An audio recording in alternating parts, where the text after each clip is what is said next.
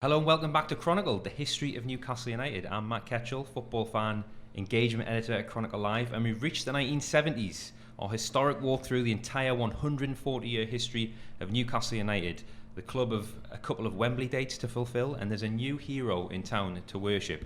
Last week's episode covered the glorious Fairs Cup win of 1969 with myself and Paul joined by club legend Bob Moncur. How can we top that, I hear you ask? Well, we've got a pair of legends joining us for a very special recording this week, as we're joined by voice of the tune for over 50 years, Chronicle journalist John Gibson, and Malcolm Macdonald, legendary number 9, who dominated the era we're about to discuss. John, Malcolm, warm welcome to the show. Delighted to be here, mate. Thank you so much, Matt. Yeah, I should mention, this is the first episode of the series that myself and Paul have managed to record in person, for obvious reasons, and I just want to extend a huge thank you to Nicky and the staff at the Gibraltar Rock in Tynemouth for hosting us. We're sat here overlooking the magnificent King Edward's Bay, and it's a 10-minute walk from my house, which is ideal for me. I know Paul's travelled all the way down from Scotland. I was going to say, there's a bit of difference there. So 20 miles. I wondered if I should mention that, Paul, but it's handy for me. But we're really delighted that you could come and be here with us, Paul, and you two, John and Malcolm. It's a huge honour to discuss the SuperMac era, as we're calling it. And I wanted to start by asking you both if you can remember the first time you met, because obviously you've gone on to become lifelong friends thereafter. We have. Well, I didn't cover the pre-season games that year, since that year, and when I wasn't at the pre-season games. But the start of the season, I was travelling with Newcastle at that time, so I was at both early matches, Crystal Palace and Spurs. But I think the simple answer to the thing is Malcolm Macdonald introduced himself to the whole of the Northeast, not just me, when we played Liverpool at home. And from that day, in rushing to get quotes from him, and they were always the best quotes, because he didn't know how to sit on a fence. And that day, he didn't need to sit on a fence. Hat-trick against Liverpool.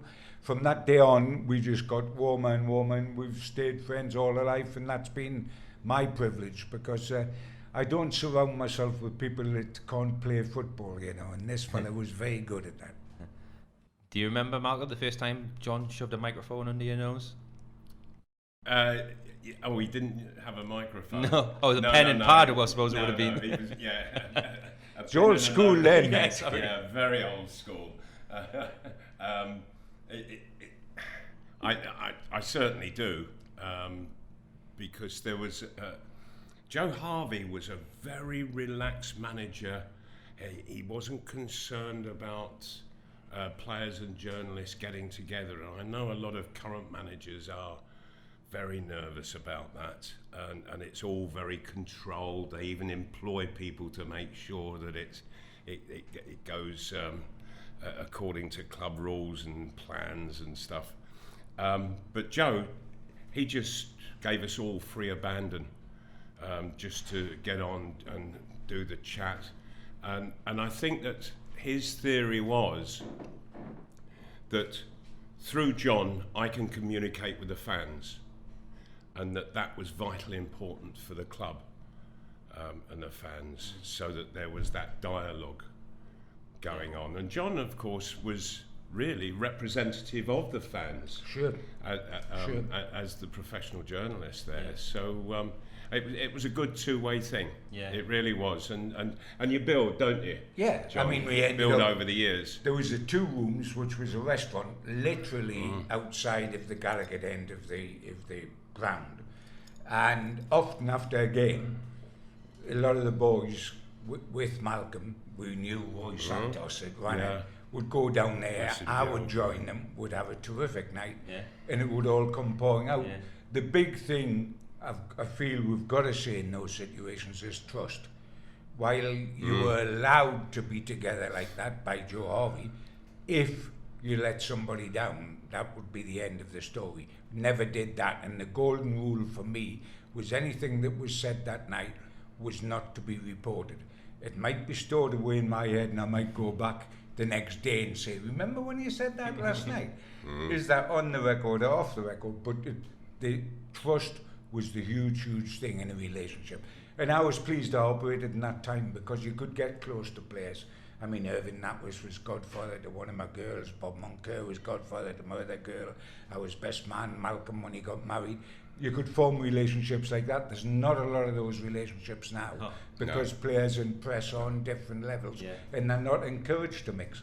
As a journalist working in the modern era, I'm very jealous of that access. It was terrific. Non-existent. Don't mind you could get rejected as well because you didn't have a lot of press conferences. You had a lot of one-on-ones. I went to St James's Park every morning and I had a situation where I talked to Joe Harvey for that day's paper, but it was one-on-one. And if it wasn't going to work off, you didn't get on or he didn't like you that particular day because you had said something, you would get out. So you had to build relationships. But there were good days and there were special days, and I felt the players were therefore much closer to the fans, and that, after all, as Malcolm said, was the whole idea. All we are, Matt, is the middleman that tells the fans what the players think because we are the person in the middle. Sure, and just following up on what John said about that trust can be broken very easily in a press conference. And my first press conference at Newcastle, I was asked the question, how many goals are you aiming to score? And so I said, well, my target is always 30. That was the target I was given at Luton, and that's the target that I'll maintain here.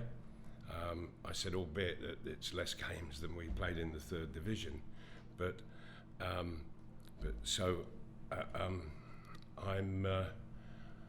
after scoring 30 goals this season. That's what I'll be chasing.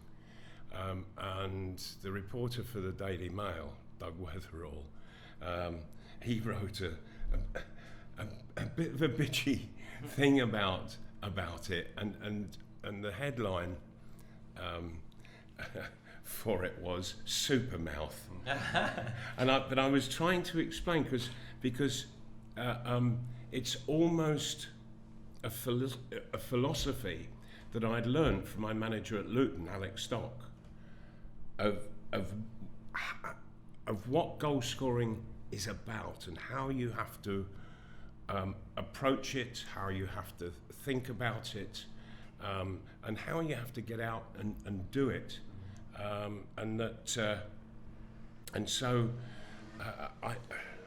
my mind was ticking over literally 18 hours a day on how to score goals, and I would work for 2 hours after each training session.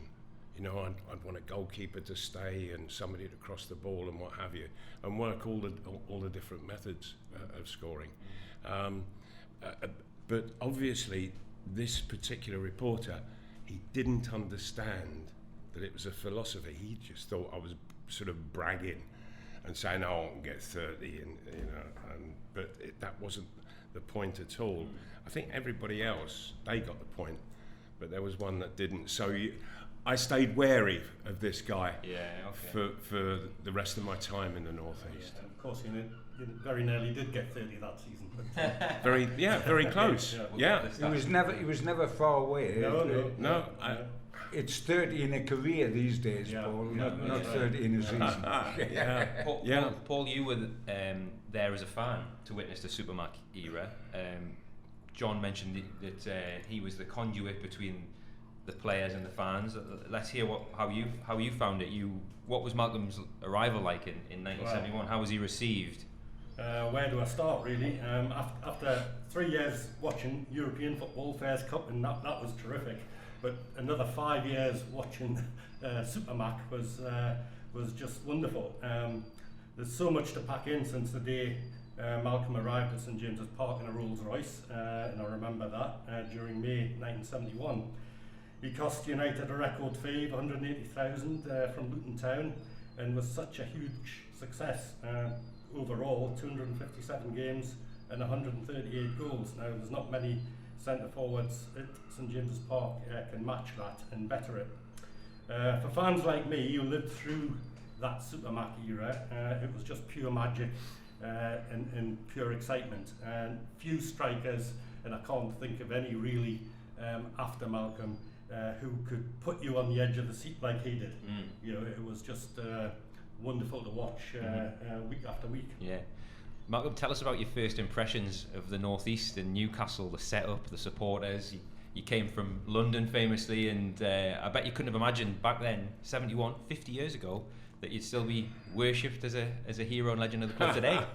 Well, let me put it this way: that it's certainly an area that has very long memories, and I thoroughly appreciate everybody for that.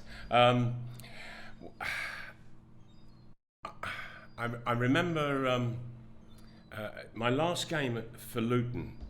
I happened to score a hat-trick. Now, the season before, I'd missed the target of 30 by 1 goal, and we still nevertheless got promoted from the 3rd division to the 2nd. And after that game, I went to the manager with the board had sent down a couple of bottles of champagne, so I put some in a plastic cup and I gave one to the manager, and I held mine and raised it, and I said, well, here's to you, boss. You said we could get promotion. We have done. I said, but I've got an apology to make. He said, what's that, old son? I said, well, I failed to get your target of 30. I said, I was one short. I only got 29. He said, well, you see, old son, there are those that you give them a target and they go over and beyond. He said, there are those others who can hit it smack on. He said, and then there are people like you. And he just left it there and walked away. And at the start of the next season, in the team meeting, before the first game, he said, Macdonald, the not so new boy, 30, and don't forget you owe me one from last season. You know, so he was instilling it in my head, that figure, and how important it was to really chase it. And so, at the end of the last game in my 2nd season at Luton, we'd beaten Cardiff 3-0 on the Wednesday night, and in the dressing room there was no champagne this time, so I got 2 cups, and I went over and I gave one to Alex Stocken, and I lifted it up and I said, well, boss, I said, sadly we failed to get promotion. I said, but you wanted me to score 30. I said, well, my first one got the 30th of the season. I said, and my second, I said, that repays the one that I didn't get last season. I said, and the third, I said, well, you can have that one for luck. He says, you'll be needing some bloody luck where you're going, mate. Come and see me on Friday, I'll have some news for you. And of course, this was right at the very end, and Joe Harvey had struck early, very early, and on the Friday morning, Alex Stock had been at the Great Northern Hotel because he and the directors were down for the cup final the next day. And so they'd invited Alex Stock along, and everything was sorted then, and Alex Stock's come back to Luton where I was waiting, and he said, get in your car, he said, get down to the Great Northern Hotel by King's Cross Station, he said, they're waiting for you. He said, and sting them for every penny you can get. And so I drove down there, and I asked at reception, where could I find Mr. Harvey in the Newcastle party? And the lassie pointed to a corridor, and she said, there's a lounge at the end there, they're all in there. I said, all right, thank you. So as I was walking down along the corridor, all of a sudden the door at the end opened, and there was this big square set of shoulders just filling the door frame. And I thought, oh, you know, I recognised Joe Harvey because I'd seen him play numerous times. And so I sort of held my hand out, and I said, Mr. Harvey, I said, Alex Stock has asked me to come and see you. I said, my name's Malcolm Macdonald from Luton Town. And he just looked at me and he said, so you're the little bugger that's just cost this club another 30 grand. He says, what do you think you were doing scoring a bloody hat-trick on Wednesday night? And I thought, what a start! I'm getting a telling off for scoring a hat trick. What had happened was Alex Stock had gone along there, and they had agreed tentatively a fee of 155,000 back at Easter.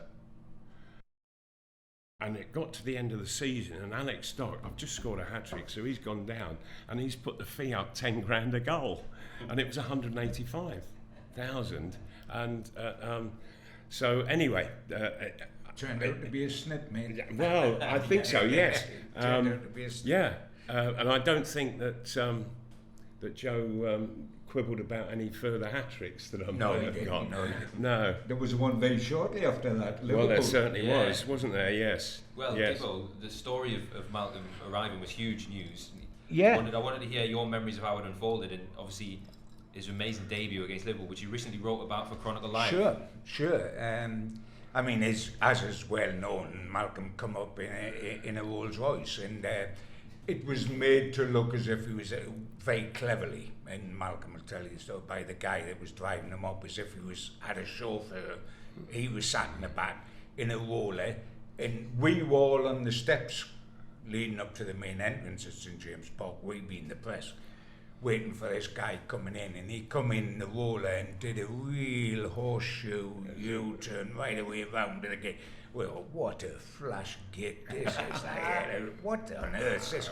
And there was a shout from amongst us, and it was Bob Castle, who was a very dear friend of ours and become a dear friend of Malcolm, who used to work in the Chronicle offices, but then went on and was with his son, etc., etc. And he says, blimey, it's the first time a player's arrived here driving, he signed non-fee, because he had this Rolls Royce. And we started off with 2 away games, Palace and Spurs, and we lost the first, drew the second, no goals involved. Malcolm didn't score, we come home, so it's still like the fans, ooh, he's a goal scorer. You've got to remember, this guy was 21 and only 21 and had never played top flight, never played in the top flight. This was the first time. You wouldn't know if you spoke to him, because he had more front than we have here, Tynemouth Longsands. But he had never played in the top flight, so it's can he score? That day you've got Liverpool at home. This was the Liverpool that was going to go on and win the European Cup. All the big stars, Emlyn Hughes and Tommy Smith and Kevin Keegan and Ray Clements, and were all in the side. It was a great Liverpool side. John Toshak. And I remember, and Malcolm will remember, in those days, I'd had it with my book when I wrote about the first Cup, which was the first Newcastle United FC story. On the morning we played a match. Then we had a signing thing in town, which all the players went to, with a trophy on the end of the table, and all us in a long line, and everybody filed in, had their photograph taken with the cup, got everybody's autograph, and went out that end. And we sold out 3-5 times. We had a game that afternoon. And same here, Liverpool. I'd written a book, it goes to Bob Moncur's life story, which immediately got put on hold on the back burner when Newcastle won the first Cup. And then there was a second, I was to do a follow-up story because they were still in Europe the following season. So Bob's book went on the back burner. It eventually came out just as Malcolm came to join us.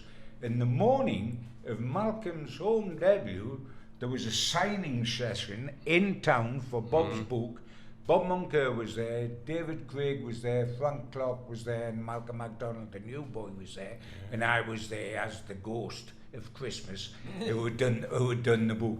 And we had this, and then off the lads went to grab whatever they wanted for lunch in town, and then they walked up with the crowd to St James's Park to play Liverpool. Can you imagine that today? Can you imagine any manager today allowing that to be the build-up to the game? I tell you what, it didn't do him too much harm, did it? A hat-trick and we won 3-2. But that was the build-up, Malcolm, wasn't it? Yes, it was.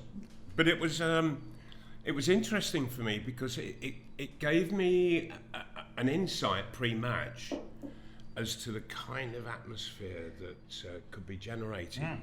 You know, and that was just walking the streets on the way to the ground. Brilliant. And you know, at Luton Town, I'd never met anything quite like this at all, and so I could feel this buzz in the town, not just in the air but everywhere. There was a buzz within people. They were talking with a buzz, and there was sort of such a static and nervous energy all around. I'd never experienced anything like that down at Luton, that's for sure. And then and we got to the ground and into the dressing room, and for heaven's sake, you could hear the noise from outside coming into the dressing room, which was sort of deep in under the stand, and with a lot of players, they get nervous. I didn't get nervous. I went quite the other way. I went quite cold, because it was just sheer utter focus, and what was going to happen out there never worried me at all. I was just focusing entirely on what I had to do. And there were times before a game I could go onto the physio's couch and fall asleep for 10 minutes. And then of course I got clouted by Ray Clements.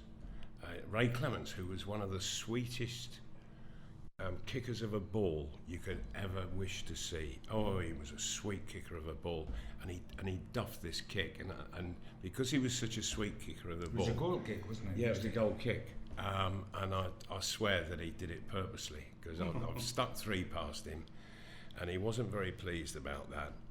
And he's come hurtling, and as I've the ball's come bobbling, and I've gone to control it, and it's gone up and over Larry Lloyd, and I've run past Larry Lloyd, and the ball, it's taking forever to come down, and Ray Clements is coming, but he's not looking at the ball that's up there. He's looking straight at me, in my eyes, and I'm judging the ball coming down. I realised I didn't have the time to control it. I had to get up as high as I could, and I lobbed it over him, and as I came down onto the ground, I just saw the ball come down just beyond the bar and hit the roof of the net, not on the side that I wanted it to. And the next thing, Ray Clement put 6 studs right in me face. You were back on the couch asleep then. Exactly. Yeah, I was back on there asleep, and the next thing I woke up and there was Frank Clark stood at the foot, and he said, "How are you, Bonnie lad?" And I said, "Frank, I've just had the most amazing dream. I dreamt I scored a hat-trick." He said, "You have done, you silly sod." Amazing. Yeah. It's a definition of a big-time Charlie, isn't it? You don't just have a home debut against a side as big as Liverpool and score a hat-trick, but you get carried off on your shield. Yeah. I mean, that is the way to do it for drama, isn't it? Yeah. Absolutely. Yeah. Amazing, yeah. Paul, let's talk in a bit of detail then about the 71-72 season, because Malcolm was one of a few new arrivals at the club that summer, wasn't he? Yeah, well, Joe Harvey unveiled a sort of new look Newcastle United after the Fairs Cup days, with Malcolm as centre forward, and also a new midfielder from Leeds in little Terry Hibbert. Pat Howard came into defence, but after that spectacular start against Liverpool, it took the Magpies quite a while to blend together. It wasn't until another arrival came to St James's Park, a magical little Scot called Tony Green, did United sort of really knit together and start to tick. Whenever we run polls or have debates on Chronicle Live about favourite ever all-time Newcastle players, usual suspects crop up: Malcolm, Alan Shearer, Jackie Milburn, Hughie Gallagher, and without fail, Tony Green is in there. And it's quite amazing, Matt, because he played, 30 games or something. Yeah, that's all he played. Quite staggering. It's somebody with so few games, is so revered, and as Paul would say, and Malcolm knows, when he comes up here now, everybody's still round him. He is still this wonderful little lad that he was when he played for Newcastle. It's quite phenomenal, because I mean, Clarkey played about 400 games or something to get anywhere near adulation. This fella Sorry, Frank, you're not in that list, unfortunately. Tony is. A strange thing happened just a couple of weeks back when we were playing Man United, and I was just watching Ronaldo, and he was running through it, and I thought, I've seen that run before, and it was Tony Green because the way he ran. Yeah, they're both very high stepping. Where the Just knees touch, come up just high. touch the surface. Yes, yes, absolutely. And the way that Ronaldo ran was identical to how Tony Green did, and you could see that sort of ability to go either way, and do it very quickly with this high stepping movement, and you can't read it. As defenders couldn't read that at all, and they didn't know which way Greeny was going ever. And apart from anything, he was an absolute diamond little fella. He really was. I think it's his 75th birthday coming up, isn't it? In a few weeks. I mean, it's a great tragedy for Newcastle. Obviously, it's a tragedy for the boy. He finished playing. It was a tragedy for Malcolm, who was finished by 28, 29. 29 officially, 28 when the injury happened. To be finished so early, but it was a tragedy for Newcastle United, because if Tony Green had been able to stay in that side, and we did okay in those years. People forget we won the Anglo-Italian, we won 2 Texaco Cups, we got the FA Cup final, we got the League Cup final eventually with the same team. Malcolm was in that. But if we'd had this little guy as well, and we've had some great midfielders. He had Terry Ibbott putting him on not on a plate for him because he had a lot of work still to do, but Terry had great vision. And then you've got Greeny, and Tommy Craig was around eventually. Good players, and you just think, but wasn't that the secret of Joe Harvey? He wasn't a coach, he couldn't coach, but he could do 2 things great. His man management of players was great. He knew how to treat Malcolm as opposed to Terry Ibbott, because they're 2 totally different characters, but he knew how to treat them both to get the best out of them, and he had a terrific eye for players. McDermott from Bury, Hibby from Leeds Reserves, Malcolm Macdonald. 30,000 he paid for Terry Ibbott then. Malcolm Macdonald had never played in the top division. Paddy Howard from Barnsley. He got players plucked. Tony Green came from Blackpool, plucked them from nowhere, and they've become big stars in Newcastle. The only guy for me in the transfer market at Newcastle that had the same eye after Joe, Stan Seymour had that eye in the 50s, that produced the 50s side, was Kevin Keegan when he bought the Entertainers. He bought players and plucked them. Maybe they were higher up the pecking order at the time. They weren't at Bury and they weren't at Barnsley, but they weren't the superstars they became. And he had a terrific eye as well. Yeah, and that's a gift. I think Tony Green would have perhaps made that difference between not winning something and actually winning something. Oh, because absolutely. Had he been fit for 3 or 4 years playing in that side. Absolutely, Paul. When you think of us getting to the 74 FA Cup final, 76 League Cup final, had he been in those teams, could that have just been a difference? It was special. Certainly one of my all-time best players, and like fans of my generation, they all say the same. He was just a magical little player. He was, and a magical little. Personality as well. Oh, he had a great personality. Wonderful little and I fella. suppose he could be termed the Scottish version of Peter Beardsley in many ways. That he had that ability, energy, running ability at defences. He could score goals. And to look at him, he was very slight, quite short, and yet he could hit a ball from 30 or 35 yards, and it just went like an exocet. I tell you what he was. His debut in the Texaco Cup, he scored a 30-yarder in Gallagher, and you can see the opposition. They witness the shot and then they look back and go, as if to say, how the hell have you done that? I mean, the interesting thing was Wiley was this outstanding player. I remember going up the training ground and standing on the touchline and watching the lads train. He's one of the best players I've ever seen. He's one of the worst trainers I've ever seen. Yeah. He was at the back of if ever there was any running or lapping before, he was at the back with his mouth open, looked as if he was about to die, or at least go on an iron lung, but then throw a ball anywhere near him, and he came alive, and he was a totally different guy. Yeah. Oh, wasn't he just? Totally different guy. Yeah.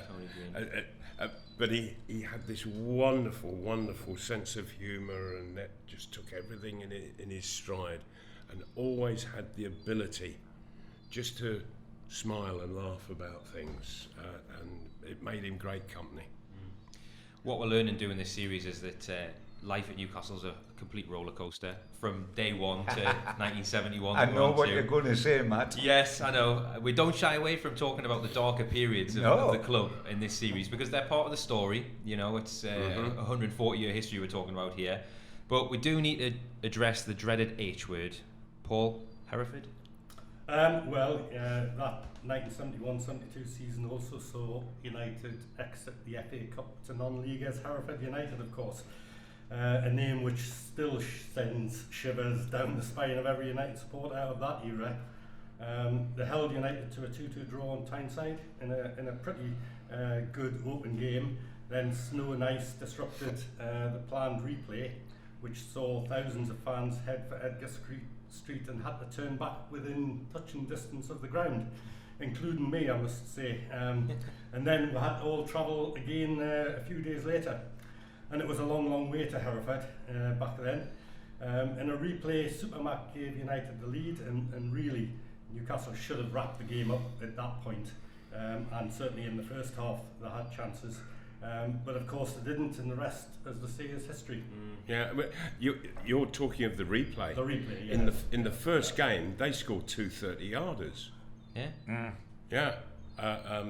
What was the Colin Addison? Colin Addison was he was the player manager. He used to be at Derby County, and he hit one from about 33 yards, and it just screamed right in the top corner, and that put them ahead. And so we were chasing with them all the while, and then another of their players hit another screamer, and so we knew that we had a battle on our hands, for heaven's sake. You know, they'd come to St James's Park with a 2-2 draw and scored 2 30-yarders, and they got another 30-yarder in the replay, didn't they? They did. Ronnie Radford. Was that a tactic? Long-range efforts or something? Well, Ronnie Radford, I kid you not, when he struck it, I was 2 yards behind him. I was just on the verge of tackling him. And so it was your fault. It was my fault. After all these years, you would get there. All those replays. And he was the most unlikely of characters to try a long shot. He was tall and lanky, and couldn't quite get his legs in order, if you see what I mean. And all of a sudden, he's just hit it, and I was behind it, and I thought, don't bother going for that Willie to William at Fall. It was right in the top corner. It had curled away from goal, and then it was coming back in, and it went right in the top corner. The irony of all of this was that he became such a sensational hero, Ronnie Radford, that he finished up having a breakdown because of it, poor man. Oh, yeah. He couldn't handle it. He couldn't handle it. He couldn't handle all the publicity that came along with it. I couldn't handle it afterwards. What was the match report like? I mean, it was absolutely ridiculous. It was on the Saturday, so it was like a Saturday match report. It was on the Saturday of the next round. It had been postponed. That the replay been postponed for the weather, so it was on the Saturday. It was a making of John Watson. Yes, he made his debut. The sheepskin. The sheepskin guy. Yeah. He was supposed. He was given it as a young reporter because it was going to go on Match of the Day last slot because they were doing the next round last slot. You get this sensational result. It was promoted to top spot. He was given twice as long as he expected to have, and it took over the place. But I mean, a lot of people forget, with my recollections of it, being there and trying to do a pink report, the football pink around those days. of that was that when the fella sitting next to me here scored in about 80 minutes, 81 minutes or whatever, like every giant killing I've seen, the giant killers have been outplayed because they're the smaller club. This was non-league part-timers against first division side. We had hammered them to death and missed chance after chance. He got a great header, boom, and I said, thank goodness for that. This has gone on far too long. There's 10 minutes to go. We'll see this out. End the game. Let's get on the bus and get home. Then Ronnie Radford hits that arm of the shot. And then poor little Ricky George that scored the winner, the kid that scored the winner, never gets a mention these days because Ronnie Radford scored this 30-yarder. Excuse me, sir, I managed to score the winner after that, but I always remember because I had a habit of, because I was trying to be socially nice, I used to go to a nightclub on a Friday night before the game on a Saturday, because he couldn't, you see, but I could, because as long as I was all right for the game the next day, that was fine. And I remember coming from this nightclub in Hereford, and there must have only been one in Hereford, coming home, and I'm walking in with this little guy walking beside me, who I didn't particularly know, and Jackie Milburn, for some reason, was up. He was having a coffee or something with it. And he turned to this little fella, he said, hey, you, he said, you're a disgrace, you know, you he said, I was a striker, and he said, you've been out in a flipping nightclub before a big game. And this little fella, who turned out to be Ricky George, said, hey, listen, Jackie, because he recognised Jackie, he said, listen, Jackie, he said, I'm a taxi driver in London, he said. I'm a part-timer up here. I'm not even playing tomorrow, so I've been out for a couple of drinks. It's no big sweat. He was on the bench the next day, he went on and scored the winner. I said to Jackie afterwards, never give anybody any advice ever again, because it's just boomeranged on us completely when we lost 2-1. And from there, he got a job with Adidas. That's right. Yes, he did. Ricky George. Yes. It wasn't Charlie George. And so when we got to Wembley in 1974, that's right. The day before the game, the likes of Adidas and Puma, there was sort of really only the two at the time, they would come along because what they used to do back then was with a luminous paint the white stripes on Adidas and the wing on the Puma, so that they really stuck out for the cameras,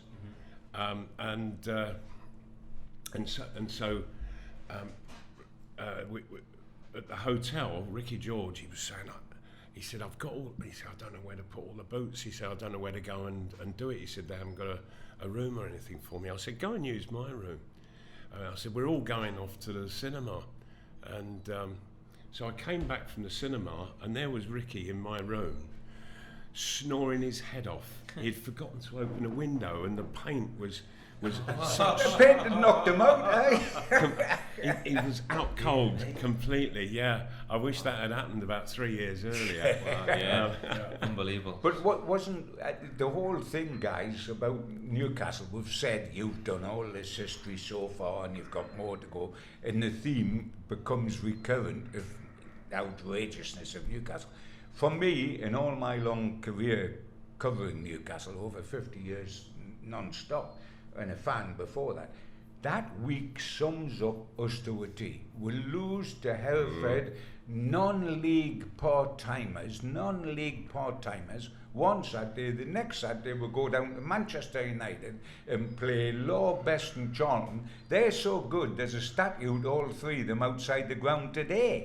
We play them the following Saturday, we'll run out the chance of Hereford from their fans taunting us, and we'll beat them 2-0. If that is not Newcastle United, lose to Hereford non-league one Saturday, next Saturday beat Manchester United with three of the greatest players the world's ever seen in the side. Yeah. That's us. And we murdered them. Oh, we did. We were so on That's top. us. That's us. And then when that was the last time we won at Old Trafford until the Cabaye. Till Cabaye scored, absolutely. Yes. And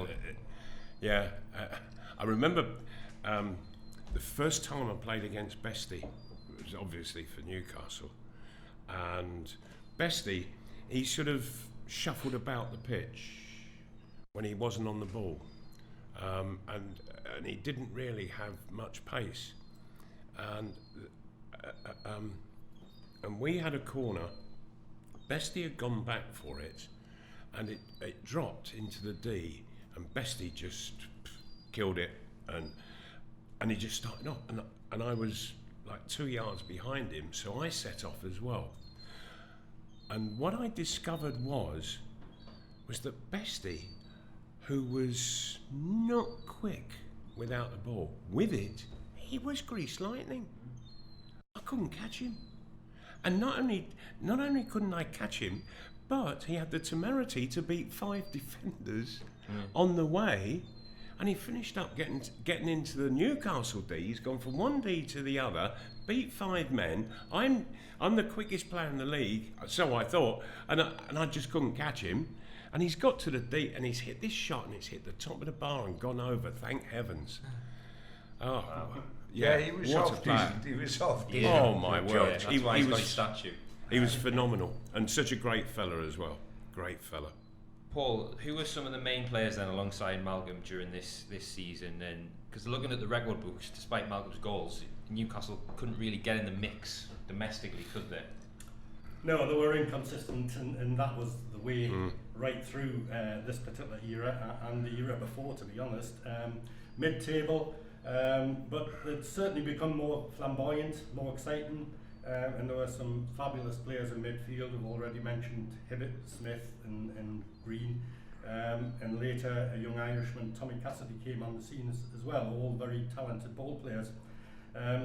And all of them gave service to SuperMac, who in the first season hit 30 goals and then followed up with another 24 goals. He was very soon in the England setup as well. And 71-2, they finished 11th place. Yes, that's right, 11th place. And the following season, it was mid-table again, and then 73-4 was 9th finish too. But as a bonus, there was an FA Cup run which matched anything from the 1950s, except of course on the big day at Wembley. Yeah. Can I add into that, Paul? Because all absolutely true. And a lot of people forget this, but I think it's quite important. In that 72-73 season, we won the Anglo-Italian Trophy. Now everybody thinks that's too bob, because there wasn't a European involvement, but we went to Roma in Italy and won 2-0. We played Bologna at home, won 1-0. Como away, that was the easier one, 2-0. Torino at home, 5-1. We beat Palace in the semi-final. And then we went to Fiorentina with 45,000 in at their place in the final without Malcolm Macdonald, who was playing with England. And we won 2-1 with all the Florence crowd in, and David Craig scored the winner. That is not an easy tournament. When you go to Roma and win, you beat Bologna, you beat Torino 5, and then you go to Fiorentina in the final without your England centre forward and win in front of 45,000 of their fans. That was terrific, and we always were capable in Joe Harvey's side in the knockout tournaments. I think Joe Harvey was a very good knockout tournament manager as opposed to league position. Because, why? Well, because in his playing career, they never bothered about the league position. They only bothered about the FA Cup 3 times in 5 years. That was the glory games. There wasn't a lot of glory in the league slog. This is their idea, not mine. And I think Joe carried that into his managerial career, and we did well in knockout competitions. Yes, he had a tendency to put together a cup side. Yeah, he did. It wasn't designed to play those 42 games over the season and come out on top. Interesting. Yeah. Well, let's discuss the 74 Cup run then. Paul, do you want to go through the early rounds and then we'll get a bit of detail from the guys? Yeah, well, there was a tricky and rather stuttering start in the opening rounds against non-league Hendon and Scunthorpe. Both were 1-1 draws at St James's Park, but then Newcastle had resounding wins in the replay. Then in round 5, we faced West Bromwich Albion at the Hawthorns in February 1974. And that was a game that really set United up and is very much remembered by every Newcastle fan that was there. It was a terrific display of football, demolishing the Baggies as United won 3-0, and there was around 25,000 Newcastle fans there, starting the non-stop chant of "Away the lads, away the lads," virtually for half an hour to 45 minutes of the whole game, non-stop. And it was just one of the greatest games that, as a fan, I've seen Newcastle play. I was going to say in black and white stripes, of course I didn't. They played in yellow and Brazilian type colours, which summed up the day really. Yes, and a rather sad, strange thing happened in the opening few minutes against West Brom. Terry Hibbett was injured and he came off, and the sub was Jimmy Smith. And Jimmy he played so little football in the time that I've been there, and he came on. He absolutely, completely destroyed West Brom. I've never seen a footballing performance quite like it. He was unbelievably outstanding, and it was one of the best team performances that I've ever played in. But it was all to do with Jinky, and I scored the first goal, but it was from the most phenomenal cross from Jinky, who was about he was sort of 25 yards up on the right wing from the corner flag, so he's hit it sort of somewhat diagonally towards the edge of the 6-yard box, and it just came like an exocet. There was no height to it at all, really. It was enough that I needed to give it a real good jump in the air, but then get my forehead to it, and which I did, and that made it 1-0. And he just ran the show, and he never did it again, really. No, did he? No, he didn't. It was just that one game. What a player! Fabulous. My word. It was probably the best game in that run. But what I found, Matt, was terrific about that run, because as Paul said, we started off playing, a non-league side in Scunthorpe at home and couldn't beat them. That was like Hereford, who got a draw here. But the good thing about that run, which is forgotten because our cup final was so poor, the good thing about the run is we got it through every round away from home, and SuperMac scored in every round. And the reason we got to away from home every round is because when we beat Forest 4-3, the game had to be replayed because of a pitch invasion, and we went to Everton, got a draw, and then beat them 1-0. SuperMac got the goal. Burnley, the semi-finals, obviously away from home, it was at Hillsborough. So we got through every round from the third right to the semi, away from home, and he scored in every round.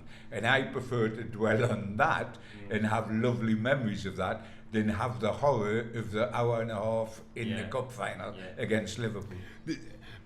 The board decided in I can only call it highly stupid fashion, how we should spend the week leading up to the final.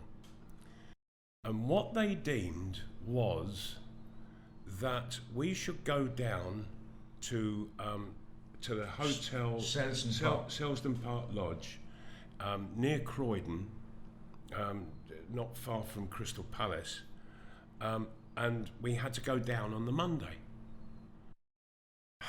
We went, what? Why don't we just treat it as an ordinary away game, so that we train at home on the Friday morning, get on the bus after some lunch, and then travel down to London, and then stay overnight, play the game, and there we are. And that's exactly what Liverpool did. No. The board of directors decided that we had to go down on the Monday and stay at Selsdon Park Lodge. And for the life of me, I could not understand. There was no logic to it. It was just total illogic. And so I said, I asked the question. I said, why on earth are we going to these ridiculous lengths when they're not needed? And the answer came back. It was exactly what Sunderland did last year, and they won at Wembley, beating Leeds.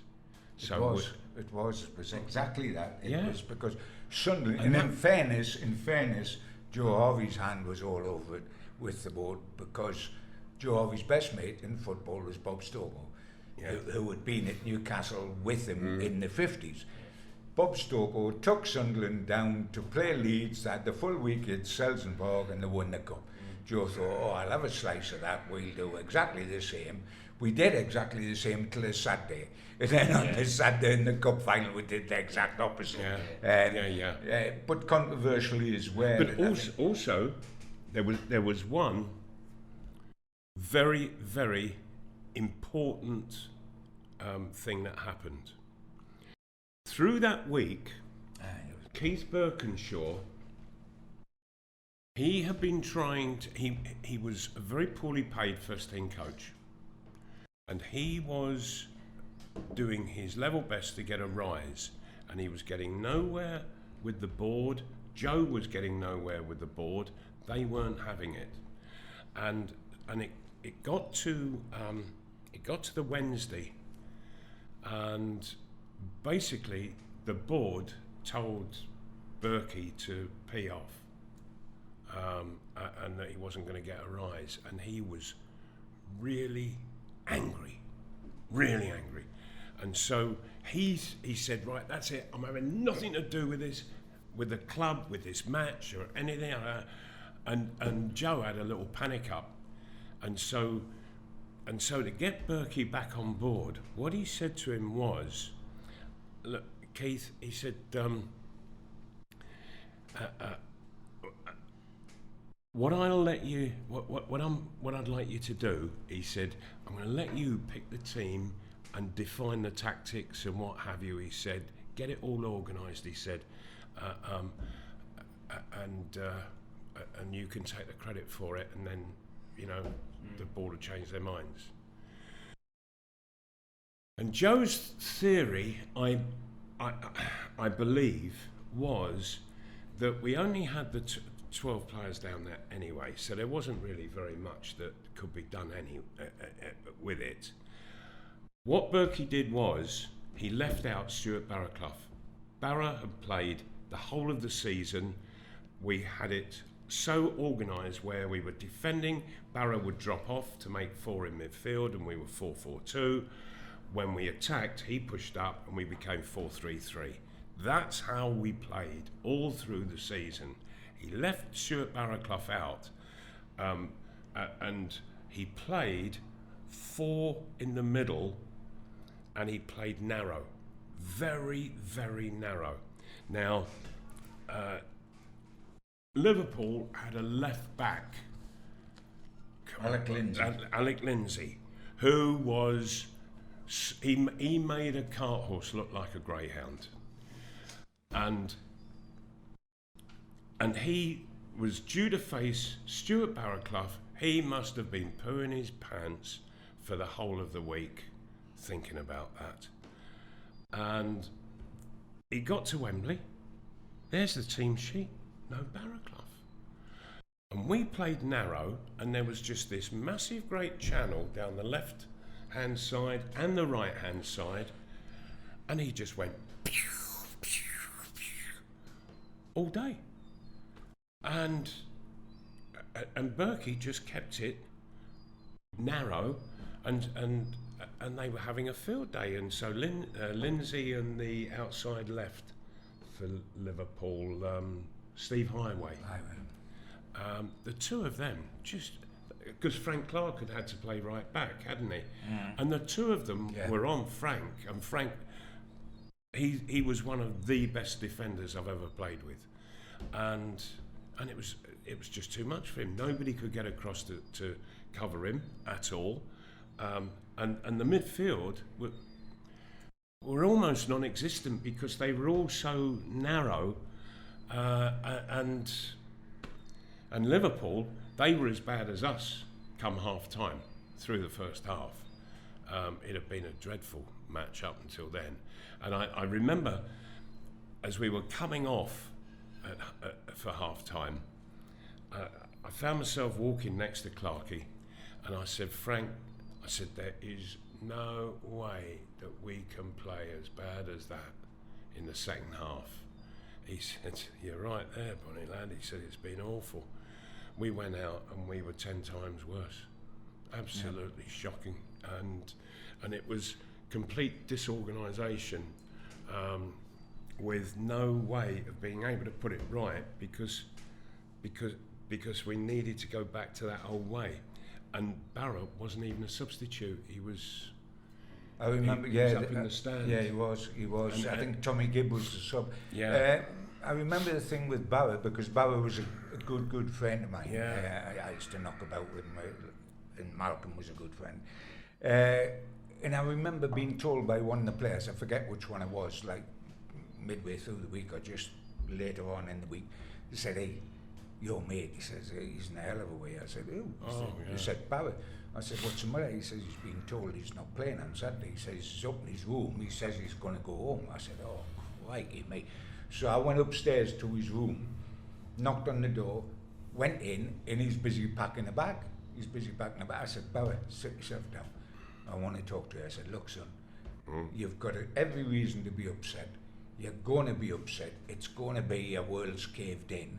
I said, but you walk out of here, not only are you finished at Newcastle, both with the club and the fans, you walk out on the team a couple of days before the cup final, even if you say it's because I wasn't picked.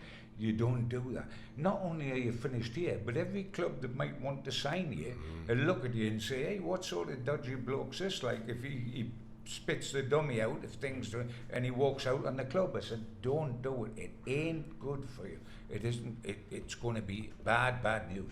And he calmed down, he simmered down, and he didn't do it. Now, it could be argued, certainly by the Chronicle, who I didn't tell at the time, that I did the wrong thing as a journalist, because I did myself out of a page one lead. Yeah. Because Newcastle Star walks out on United 2 days before the cup final. Crikey me, I would have had a page one lead. But sometimes friendship, which we talked about, Malcolm, right at the top of the programme now, sometimes friendship's more important than anything. In saving the kid from doing something rash, yes. I was proud to do that. And also, from the Chronicle's point of view, as far as that story never come out, so the Chronicle didn't lose a story. It didn't come out in one of the nationals years later.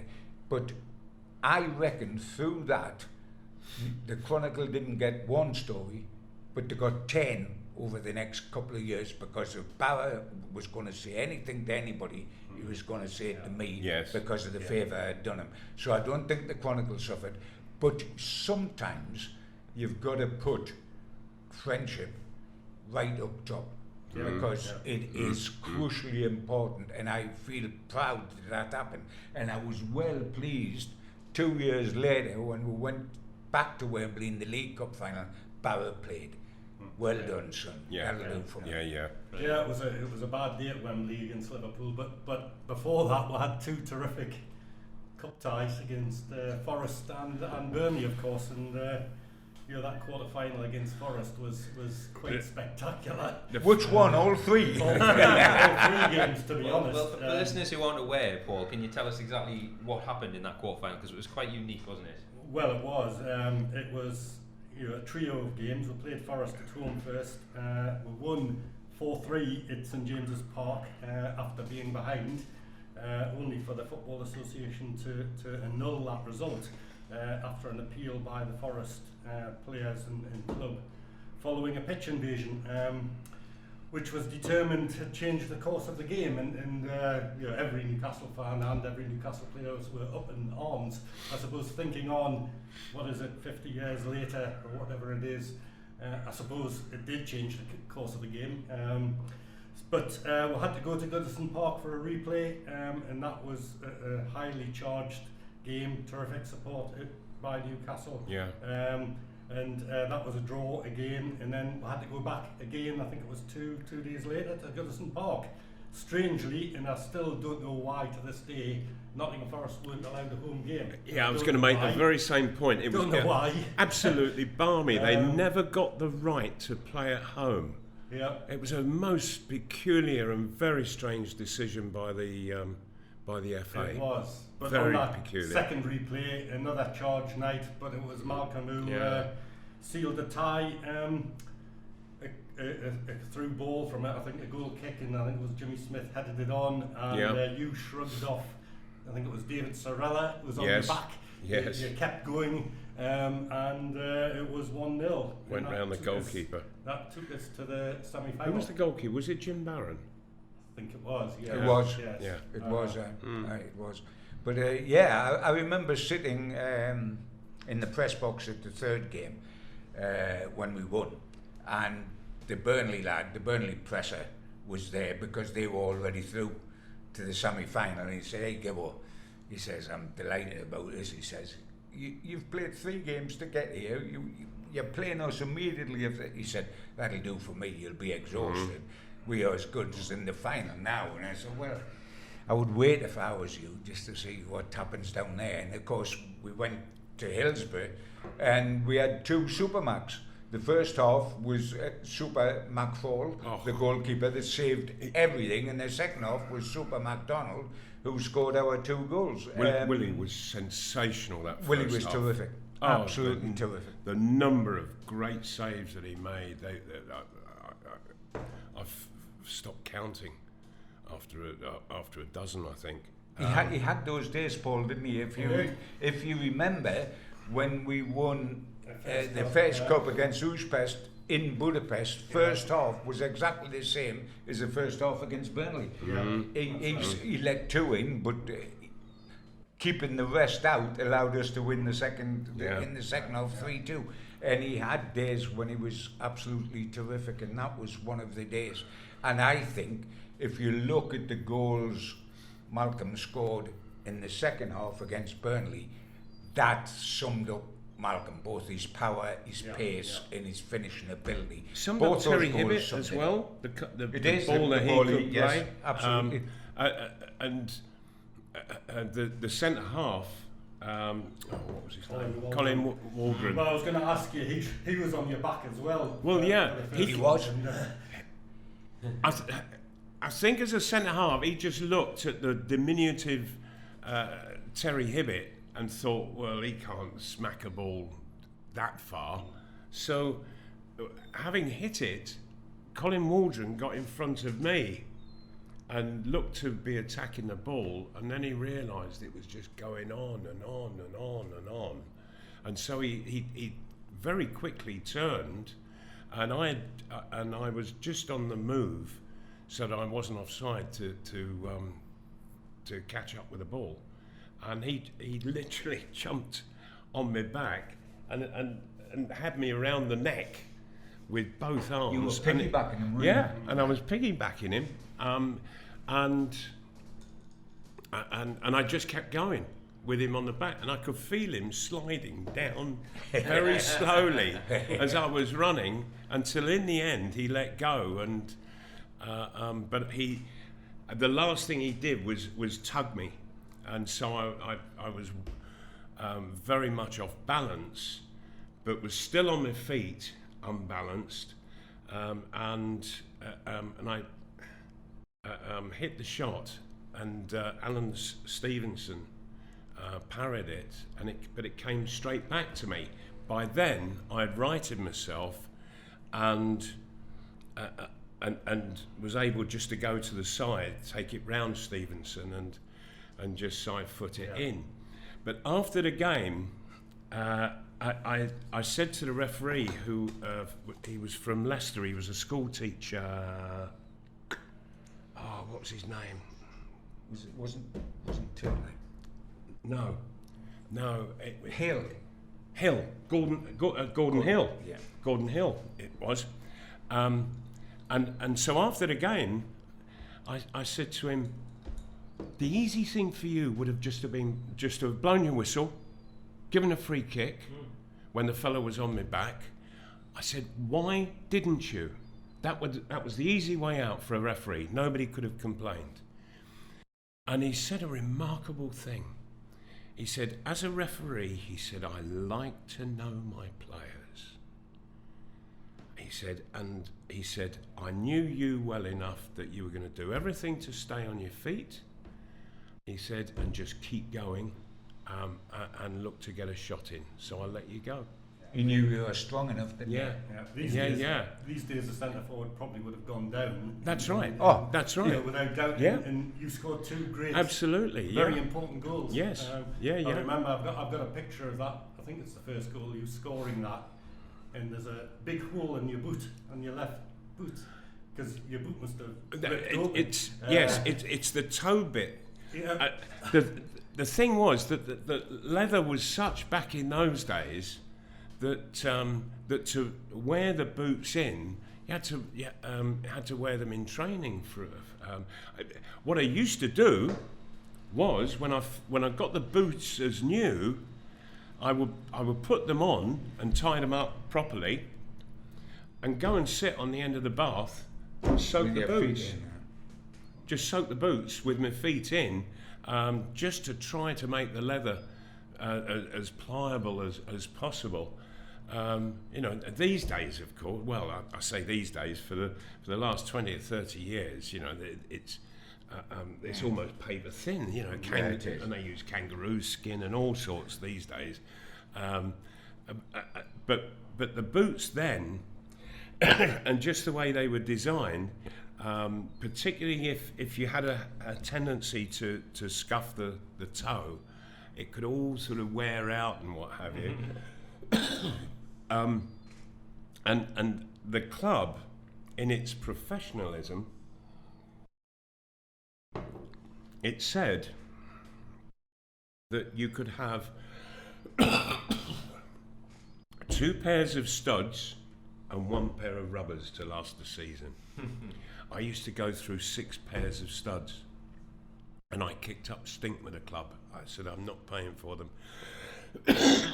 If that's I need to get those boots where I'm as comfortable as possible playing, so I need to really wear them in on the training field. And in the end, they did allow me more boots. Between 20 and 30 goals a season, rather lends itself to you getting your own way, doesn't I it? think so too. Yeah, but we should say as well, Paul, you were at the semi-final. Yeah, of course. I was in the huge bank behind the goal, Right. the opposite well, end. wasn't it an incredible sight? Yeah, it's just a huge bank. But when you scored the first one, you cost me a nice expensive watch, because everybody went up and jumping all over the place, and I lost my watch. And it flew off your wrist, did it? It flew off, and I never found it again. So, Well, I never. So there Oh you my! owe me a watch. Time didn't stand dear. still for you, Paul, right? No? Yeah, it was Wow. a wonderful occasion, But winning a semi-final. Incredible atmosphere up there, wasn't it? Yeah. Just the sight of it, it just went up and up and up. Yeah, It was it was quite amazing. But it also, let's not forget, because Terry Hibbett knocked the first ball, but Terry McDermott hit the one for the second goal, and he hit a fabulous ball through. Yeah. They both had an incredible ability, but the atmosphere.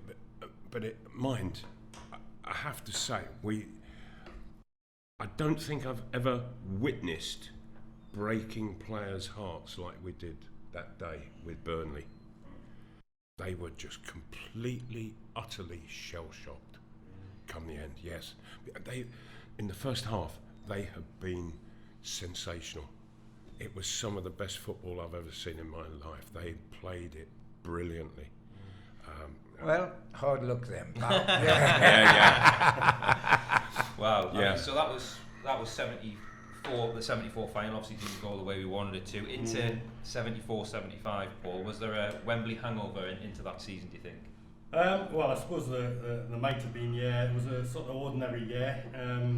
After such excitement, Joe Harvey tried to boost the side by introducing 2 new midfielders. Terry McDermott had headed out for Liverpool after making a huge impression over a couple of seasons. Tommy Craig and Jeff Nulty came in. Jeff Nulty had actually played for Burnley in that semi-final. And also arrived was Glenn Keeley as a centre-half and a new goalkeeper in Mick Mahoney. But an exit to Lowley Walsall was in store in the FA Cup, and that was really the beginning of the end for United's old war host Joe Harvey, who was pushed upstairs at the end of the season.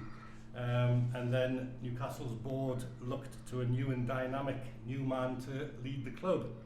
And in the summer And then they didn't get one. In the summer of '76, a virtual unknown from the lower divisions arrived. Gordon Who was the famous headline in the Evening Chronicle. And certain John Gibson had anything to do with that. Gibble, before we talk about Gordon Lee, the end of the Joe Harvey era, Yes. You broke the story. Tell us about that. Yeah, I mean, it was a great sadness for me, because if ever there's been a wonderful, wonderful servant to our club, Joe Harvey must stand above all others. He must rank, if football's all about results, and we know it is, because that's how you win championships and cups, then he is the most successful manager we've ever had, in as much as Kevin Keegan and Bobby Robson, who were to come and were sensational, actually didn't win anything. This guy won the European Fairs Cup, he won the Anglo-Italian, he won 2 Texarkos, he got to the FA Cup final. He kept us in the he brought us into the first division, and there was no relegations during the 9 years he was here. He was terrific, and he'd been such a player for us as well before that.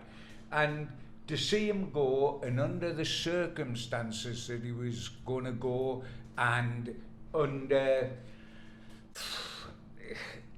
the sadness you saw on the man's face when he knew he was going. You've got to remember that this was the time when we also got rid of Frank Clark. We got rid of Frank Clark as a player, who just was supposed to be finished, and just went on Nottingham Forest and won the first division championship and won the European Cup. He was dead finished. Because he was halfway through a negotiation of a new contract. Correct. With Joe. With Joe, and Frank, he said, because we always used to go to the Milkmaid for some lunch, the two of us, sometimes with John Tudor, and Frank said, he said, I've been halfway through negotiating a contract with Joe, new contract. He said, and he's just pulled me aside today, and he said that the board have instructed Joe to stop negotiation, to give Frank a free transfer, and the reason being that the board considered him finished. He was that finished that he joined Nottingham Forest, won the second division championship, the first division championship, the European Cup, and the European Cup again, all in successive years. Phenomenal, absolutely phenomenal. It was a complete change in Newcastle's fortunes between Harvey going and 3 days later, Joe was booted, wasn't he? Yeah, but he had to come to that headline that you read. Joe had given me permission, because I got to the stage of my career at 25. I didn't want layoffs through the summer. They were no good for me. I wanted to keep ticking over. I wanted to keep playing. That I had matured to a point where I had to keep going all the while. And so it had been I got it arranged for me to go out to South Africa and play for a side in called Lusitano. Lusitano, that was run by the local Portuguese, and they were lovely people. They of course were wine exporters, exporting to their families who were importing over in Portugal, and what have you. So I went over there and was playing and training all the way through the summer. And we used to train in the evenings, 2 or 3 times a week, and the phone rang in my room, and so I picked it up, and I said, said hello, and a very familiar voice said to me, "Hello, Mal." He said, "I've just phoned to let you know they've appointed the new man." I said, "Oh yeah." I said, "Go on, John." I said, "Tell me." He said, "No." He said, "I'm not going to tell you." He said, I'll give you 3 guesses." So I said, "Brian Clough." He said, No, it's not Cloughie." I said, "It's got to be Bobby Robson then." He said, "No, it's not Bobby Robson either." I thought, I said, oh, John, please don't tell me it's Jackie Charlton." I said, "I don't think I could bear that." He said, no, it's not Jackie Charlton either." He said, "It's Gordon Lee." And I said, "Gordon who?" And that was the headline. But did you ever see the size? Yeah. Of the thick black capital letters? Yeah, on the paper. "Gordon who?" ? Wow. Yeah. I knew how to look after my mates. Says SuperMac from Johannesburg. So, Paul, the Gordon Lee era, how did it begin? Yeah, well, the first season, as it turned out, his only full season as well, was to be relatively successful with another Wembley Cup run. Indeed, we had 2 exciting runs as United also reached the FA Cup quarter-final. Over the autumn and winter and into early spring, your fans had 16 terrific cup matches, which captivated all of the crowd. We very nearly got to the semi-final in the FA Cup, and we got to the final of the Football League Cup. The manager's formation and tactics were different, of course. Malcolm Macdonald had a new partner up front, ex-Manchester United forward Alan Gowling. He came back to the top level from Huddersfield Town and actually was a great success. He scored 31 goals to add to SuperMac's quota of 24. How did you find that partnership with Gowling and Malcolm? Was it different, productive? It was different, yes. He was an entirely different type of player to John. John was very generous in the way that he played. He wanted to help everybody who was around him to play better, to score goals and what have you. And he would really give of himself to help others improve and be better. Plus the fact he would get his own share of goals as well. You know, when you think that, I think it sort of averaged out each season, we were scoring sort of like 40, 45 goals between us. Well, that meant that we weren't getting relegated. You know, with that number of goals. Yeah. And then you look to your midfield to lift you up the table, and then your back four to get you right up there.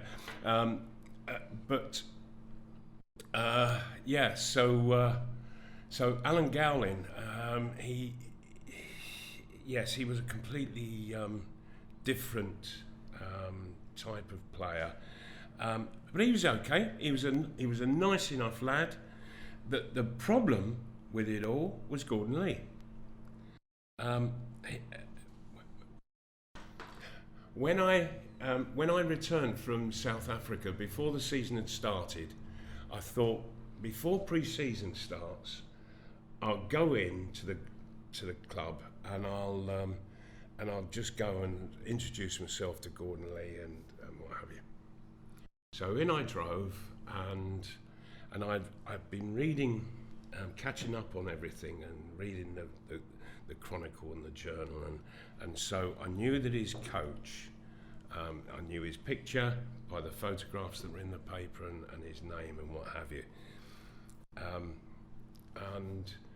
And so I've gone up the steps, and the doors opened, and out came the coach. And I went up to him and I said, "Hello, Dennis." I thought his name was Dennis Richards. Good start. So, whoops. So I've walked through, and I've knocked on the office door of the manager, and there was a come in, and I've walked in, and I've said, "Hello, I'm Malcolm Macdonald. I said, I've come to welcome you to the club. He says, never mind that. He said, tell me about Terry Hibbett. I hear he's a troublemaker. And I said, all you need to know is he is an absolutely fabulous, brilliant player who has the best left foot in the game of football.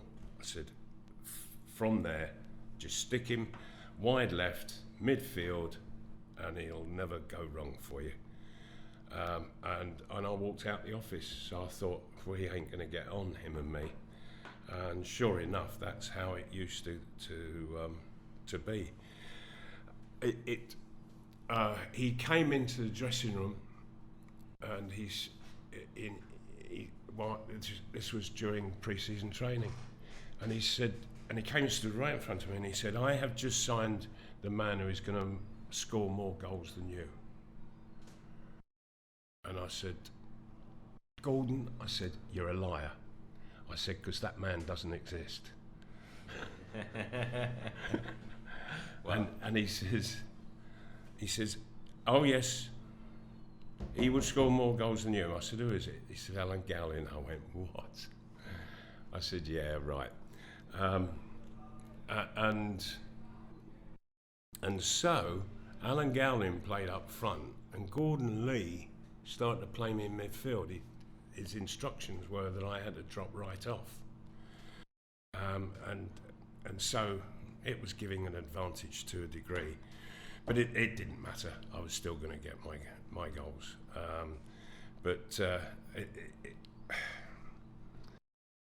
I must tell you this one. Because he was forever dropping all sorts of faux pas. He really didn't think about it, Gordon Lee. He really didn't.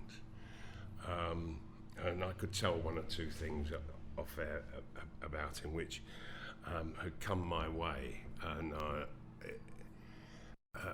I just couldn't take the idiot seriously.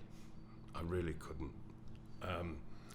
And anyway, so one time we were getting changed after training at St James Park, and the way it was organised was that the first team squad, and we were never a big squad, there was maybe 14 or 15, we got changed in the home dressing room, and in the away dressing room was all the other players, all the different levels, and he's come into our dressing room, and he stood in the middle, and he's gone, is Aidan McCaffrey Irish? And we've all looked around. Aidan McCaffrey was 18 years of age, playing centre half in the reserves, getting changed in the other dressing room. You know, why didn't he go in there and ask? And so we've all looked around, and we've gone, no, he's not Irish. No, he's a Geordie, born and bred. Why do you want to know if he's Irish? He said, I want to nominate him for the Irish international team. I said, he owns his own boots, and that'll get anybody in the Irish team. And so Gordon Lee says, are his parents Irish? We've all looked around and we've gone, no, they're not Irish either, no, Geordie's, born and bred. Gordon Lee says, how dare he have a name like Aidan McCaffrey and not be Irish? I said, oh, don't be so stupid, Gordon. I said, my name's Malcolm Macdonald. You can't get a more Scottish name than that. I said, and I play for England. He said, you should not play for England with a name like yours. Tommy Casti sat over the way. He said, in a very quiet voice, he said, excuse me, boss, but how many times have you played for China?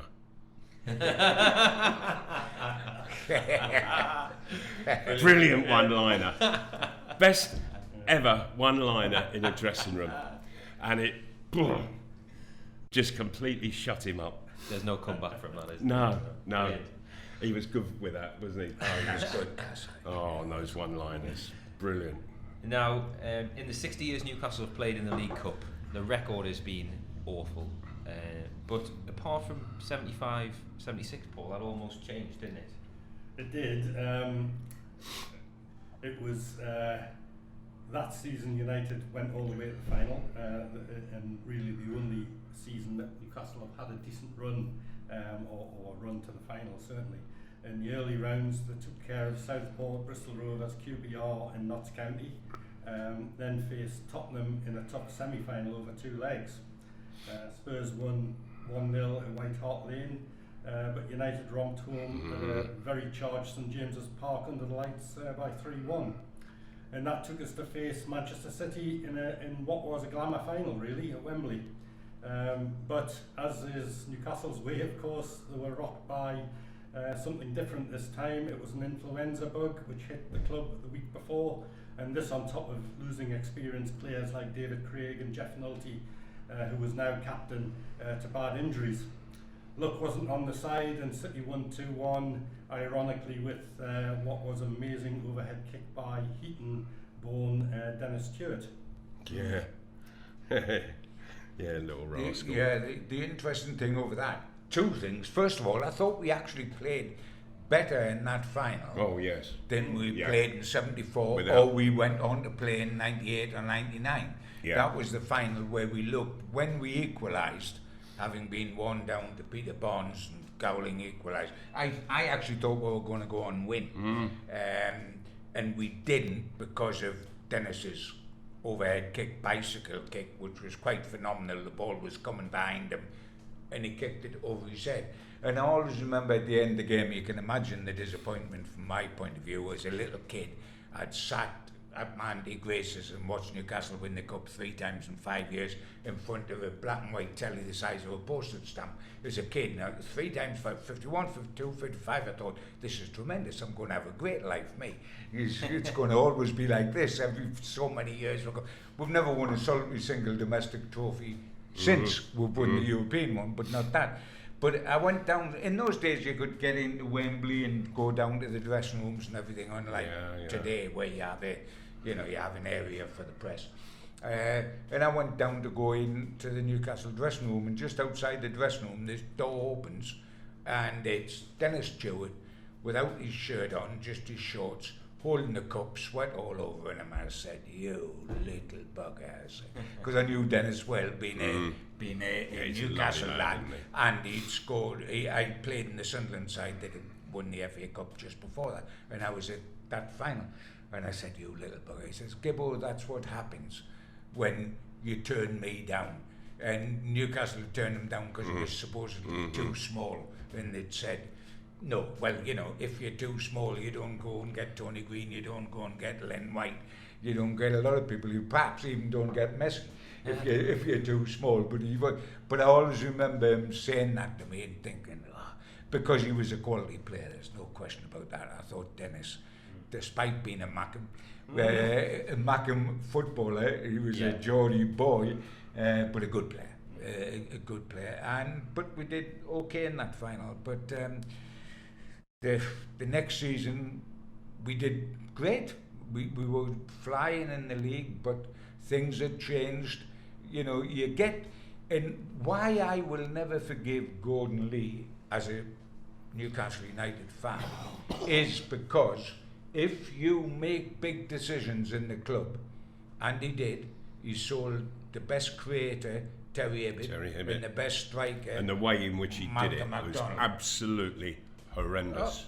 It was. It really was horrendous. If you get rid of your 2 top performers, you stay and see the thing out, and you stay towards, because you've rid the team of their top players. You don't then go yourself and leave the club without Terry Hibbert, without Malcolm Macdonald, and without a manager. And he did that. He left and went to Everton before the season finished, and I thought that was forgivable. Kevin Keegan, much later, was never forgiven by David Ginola for walking out of Newcastle after telling Ginola, don't go to Barcelona, stay with us, we'll do great things. And then he leaves. Yeah. You don't do that sort of thing. And for Gordon Lee to walk out of Newcastle and go to Everton, having deprived the fans of Hibbert and MacDonald, I found unforgivable. And that was the start of us going right down the plug mine, because Dickie Dennis was manipulated by player power for the rest of the season. We finished 5th. That so was wonderful. the board. Oh, totally. Yeah, but because the board lacked the guts to do anything about it. Yeah. They let the players Yeah. manipulate the situation, and we got stuck with Dickie Dennis, who, bless him, had as much idea as a goldfish trying to get a mouth of fresh air. I mean, Well, he was a school teacher, wasn't he? Yeah, he Like just had profession. it. And we lost 10 games on the trot. We went out of the League Cup. Malcolm had gone by it. We went out the League Cup to somebody like Millwall, I think. We lost 10 games on the trot. We went out of Europe. And he got the sack. And we had McGarry. And it was all downhill. And thank you very much. I don't want to talk about that. Well, you're straying into our next episode, actually. Exactly, So that's why this I don't is want the to SuperMac talk about episode. it. But Paul, the summer of '76, that was an end of an era, really, wasn't it? Well, it was, as Malcolm has said, the relationship with Gordon Lee wasn't good, and it all came to a head.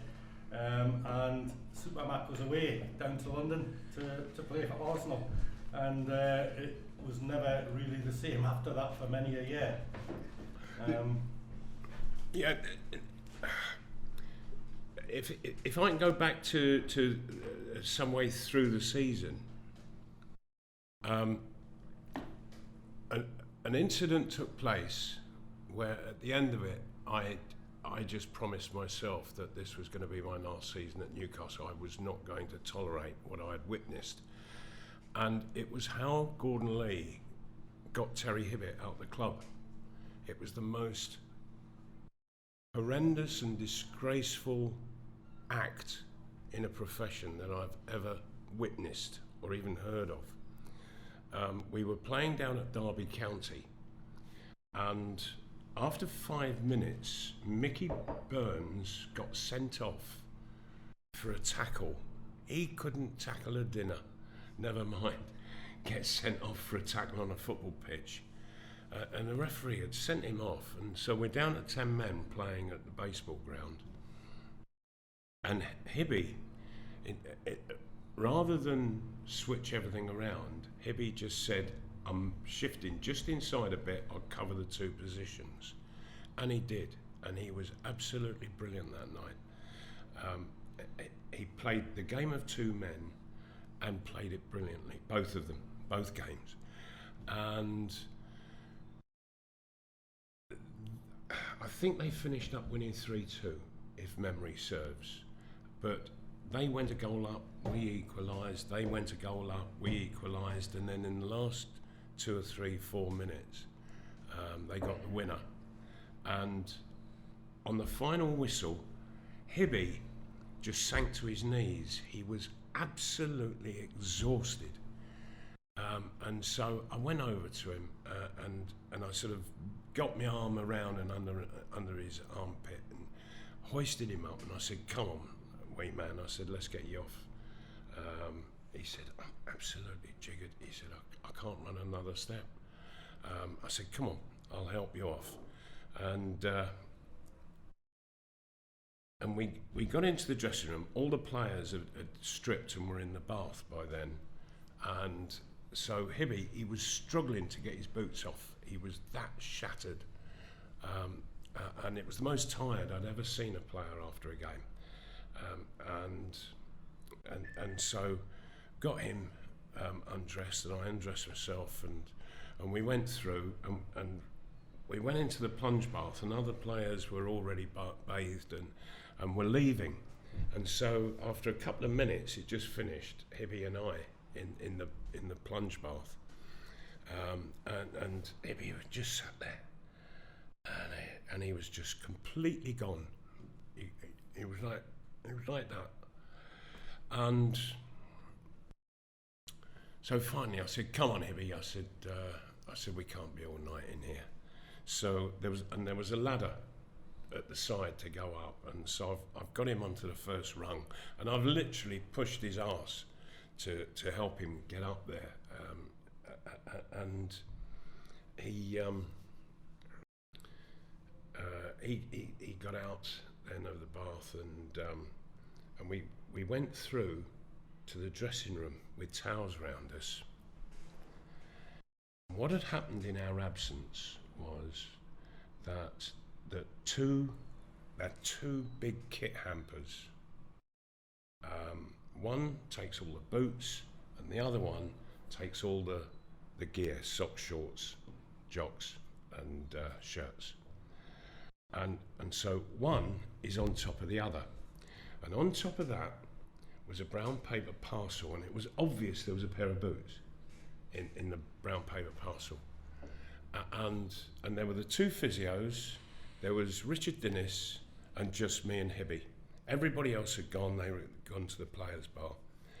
And Hibby, even though he was completely knackered, he sort of never missed a trick. Nothing escaped his attention. And he spotted that brown paper package on the top of the two skips. And he says, so who's not travelling back then? Because it was the usual thing that if somebody was going off for internationals, that's how they left your boots out. Or if something else was going on, then... and both the physios were... And as Hibby had been saying it, Gordon Lee came in through the door and heard what he said. And the two physios were trying to get out the way. Richard Dennis was trying to get out the way as well. And Gordon Lee came marching across, picked up this package, went to Hibby, lifted his arm, shoved this package under his arm and says, you're not coming back with us. He said, Freddie Goodwin, manager of Birmingham's out there, he said, and if I were you, he said, I'd sign for him because I don't want you in our club anymore. And I thought, what on earth have I just witnessed? Never seen anything like it, ever. And Hibby he came and sat down, and he was now just completely and utterly deflated in every possible way. And Gordon Lee marched out the door. And Hibby just said, I don't believe what's happened. I said, Hibby, I'm going to leave it either. I said, I've never witnessed anything like that in my life. I said, anyway, I said, I know you too well. I said, don't you dare go and do anything rash. Go and talk to Freddie Goodwin by all means. I said, but you're going home with us tonight and you've got to go and have a chat with your missus. You've got kids in school and a house to sell. I said, this takes a bit of a time. I said, and you've got to talk to your missus before you jump into any decisions. He says, yeah, you're right. He said, thanks. So we both got dressed, and off Hibby went to talk with the Birmingham manager, and I went into the players' bar, and no sooner had I got in there than Gordon Lee and Richard Dennis came in. They said, right, come on, Newcastle party.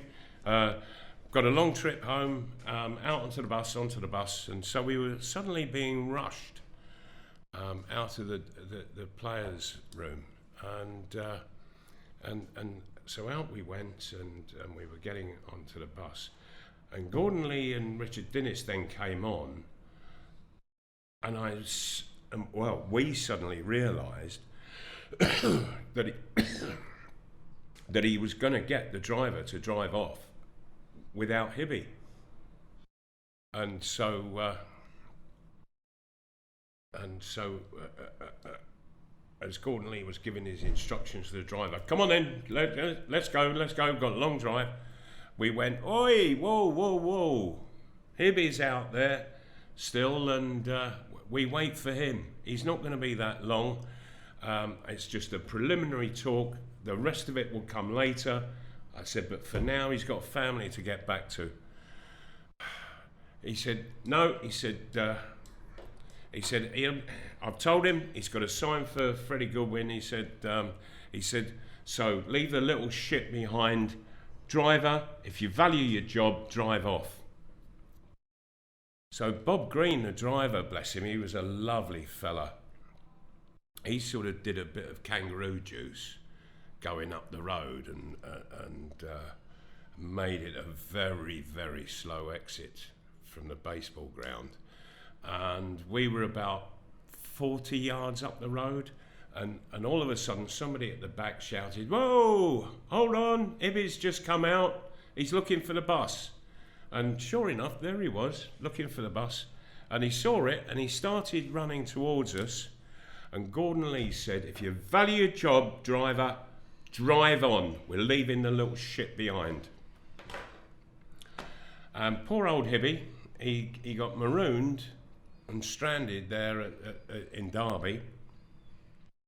So he had no alternative but to go to Derby Station, get a train to Chesterfield, from Chesterfield to Sheffield, from Sheffield another train across to York, and then he had to wait for the paper train coming up from London at York, and he got home at about 7:30 in the morning. Absolutely shocking. That was the way that Gordon Lee and I had decided, even in the dressing room earlier that evening, that there was no way I could play for that man ever again. So from there on, I just played for myself. It was still good for the team because I knew what I needed to do, and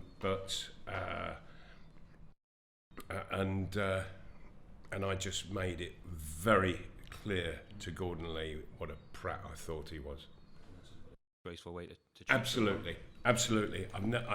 It was one of the most wicked things I've ever witnessed, and I had all sorts of stuff on him, and I thought, no, I've just got to keep my mouth shut, and if I need to use it, I'll use it. But at that particular time, I wasn't,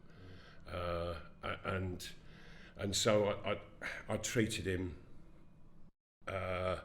with complete and utter contempt from that day onwards, all the way through.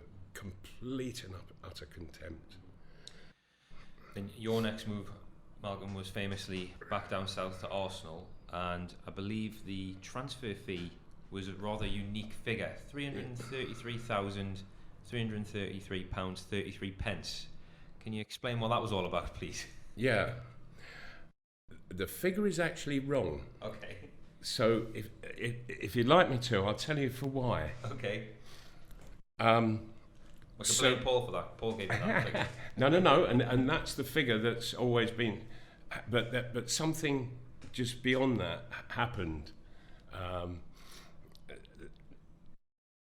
Newcastle were offered originally 275,000, and they accepted it. And they accepted it and gave Terry Neal permission to talk with me and me to talk with him. And Terry Neal had flown up, and if it was a Friday afternoon, he had flown up in a little private plane, and so having agreed 275,000. We flew immediately, Terry Neal and I, in this private plane down to Luton, and from there went to the hotel where the England side used to stay. So I knew the hotel well, West Park Lodge. And so Terry Neal, he said, right, he said, look, you're here now. He said,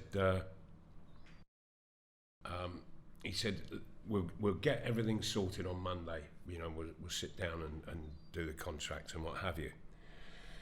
I said, okay, I'll wait to hear from you. So, nothing over the weekend, nothing on the Monday, nothing on the Tuesday, nothing on the Wednesday. At the beginning of the week, I used to write a column with The Sun. Well, it was ghosted by Bob Cass. And so Bob had come down and was staying in the hotel. Thank heavens, at least I had some company. And we were playing pool for most of the day. So nothing on Wednesday, still nothing on the Thursday.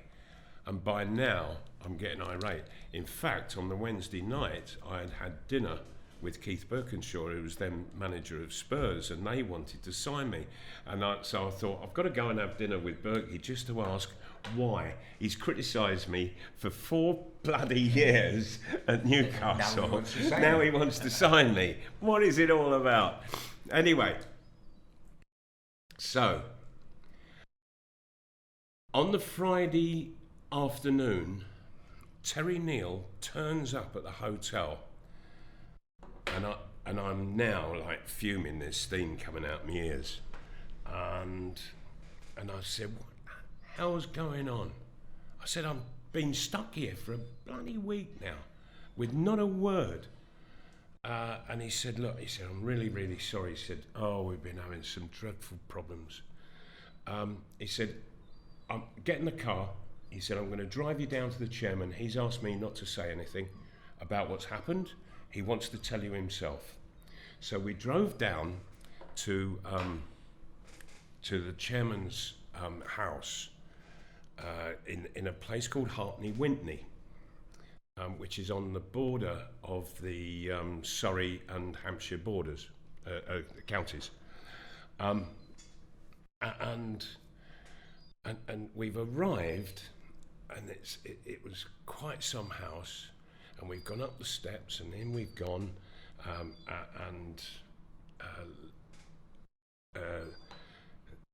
his wife the chairman's wife was there, and she let us in, and she said, "He's out in the garden. Do follow me." And we walked through the house and got to big French doors that were open. And we've gone out, and there was like this sort of pavilion aspect to in the way that it was built, like the viewing part of a cricket pavilion, you know, where you look out. And we've looked, and there's some steps down, and his lawn is bigger than Lord's. It was absolutely massive, and he, about 200 yards is right in the middle, sitting at a coffee table and chairs. So Terry Neal and I, we've gone down the steps and onto the grass. We were like two opening batsmen going out.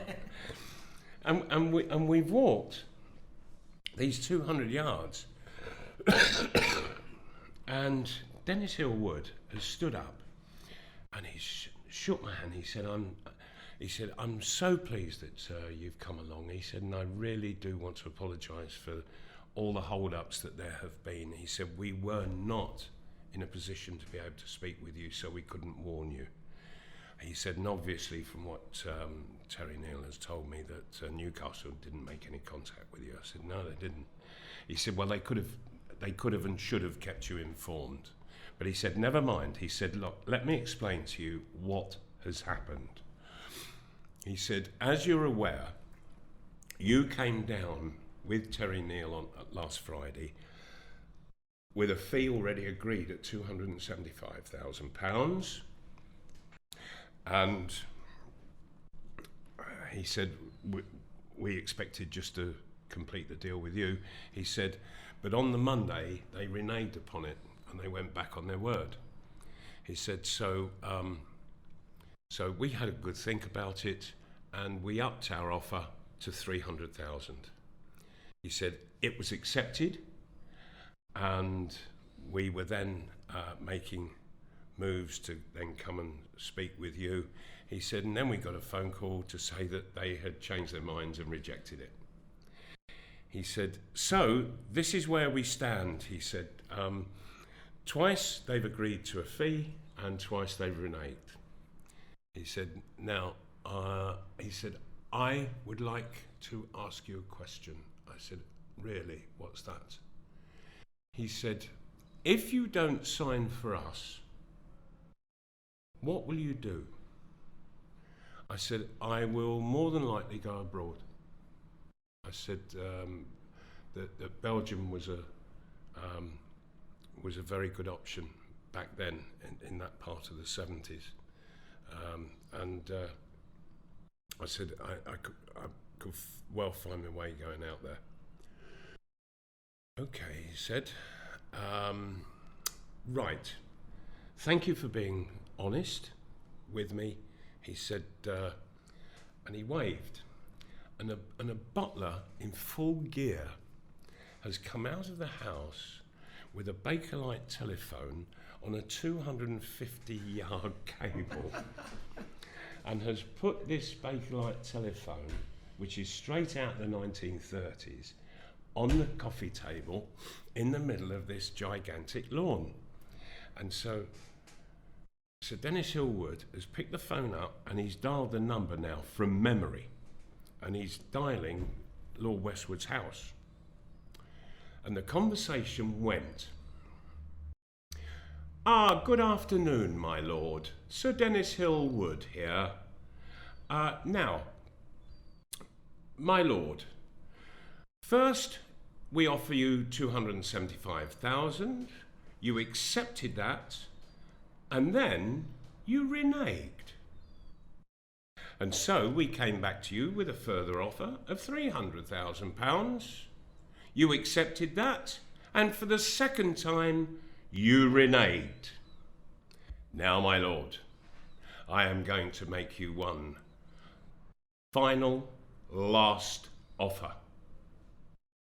I am offering you exactly £250,000.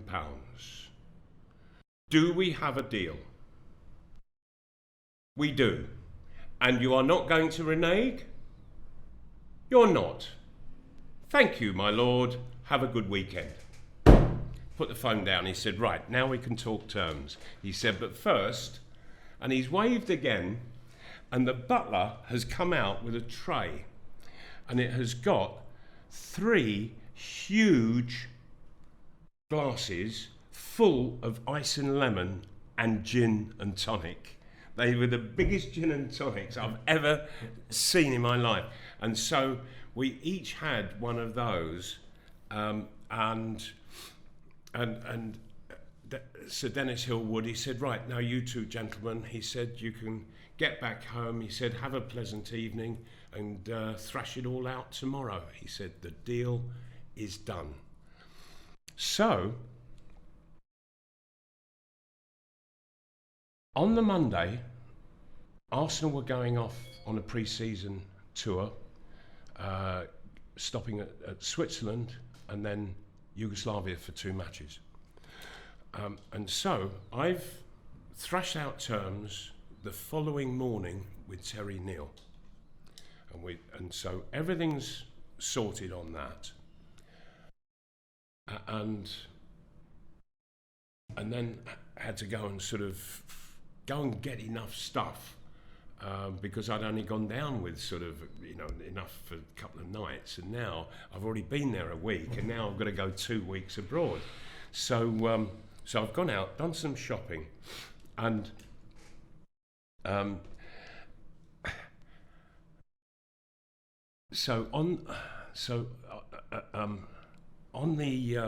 the Monday, off we went, and we played Zurich Grasshoppers. I think 2 or 3 days later, and I played against Gunter Netzer. He was playing centre half. He had the biggest feet I've ever seen on a football pitch. They must have been 14s. I've never seen feet like it in my life. Anyway, but what a player.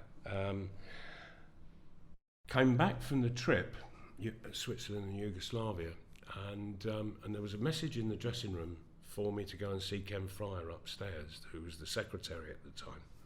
And so I've gone up there, and I knocked on his door, and he says, "Come in." And then Ken, he always told a sort of Jewish joke or something like that, just to get a conversation started. And so he's told me a joke, and then he said, right. He said, look. He said, I've got something to show you. And he's opened a drawer, and he's taken out a cancelled cheque.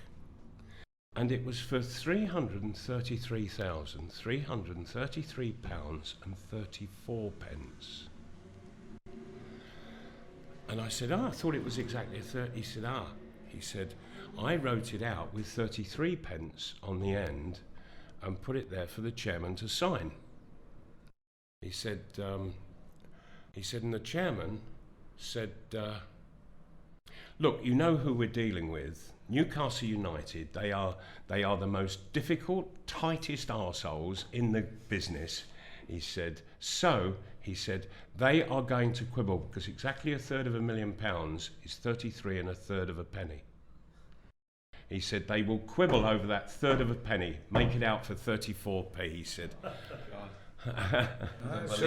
So you weren't such a good deal after all, you cost a penny more. I did. I did. And so he said, End of an era. That's it. For us. That's it. End of an era. End of the era. End of this episode. The SuperMac era that we're covering in Chronicled is over. It's been amazing to hear these stories. We've got one reader question actually for you, Malcolm. Oh yes. If you would, from Mr. Robinson. He's asked, will you ask Malcolm, given football being much less contact today, would your game be hindered by not being able to use physicality as much, or would your finishing flourish without defenders jumping on your back and trying to kick you all day long? Well, yeah, my game would flourish in the modern game, I think, because there's less dirty contact that there used to be. You know, people literally were kicking you up in the air. That's pretty much stopped. There's a lot of holding going on now, but that wouldn't have bothered me in the slightest because I was powerful. What you have to remember is that I was a very misleading player in terms of shape and size to centre halves. I looked 11 stone 8, but I actually weighed 13.5 stone. And that extra 2 stone, when it hit, physically hit a centre half, that they went flying. Do you remember Pop Robson's father-in-law, Lenny Heppel? At all? Yeah. Remember Lenny? Yeah. Well, Lenny, he and his wife were the champions of ballroom dancing. And so he was a master of movement, and Malcolm Allison loved the fella, absolutely loved him, had him go to all of his clubs, and he would work on balance with Malcolm's players, particularly those who were a bit top heavy, and I remember him coming to Arsenal. We had Willie Young, signed him from Aberdeen, big ginger-haired fella, but his centre of gravity was about there, seriously, and so Lenny Heppel had to work and sort of balance him up and bring his centre of gravity down. I once said to Lenny Heppel, I said, could you help me out? He says, no. He said, I can't do anything for you. I said, oh, why is that? He said, because your centre of gravity, he said, is where your dick is. He said, and I can't get it any lower. Well, I could say something there, but I refuse to say it. I'm not going to be drawn. There's a story, yeah. Oh dear. I think Bob Moncur mentioned Lenny in the last episode. Did he? Bob was speaking, Pop. and he was actually speaking about you, Malcolm, and obviously faced you every day in training.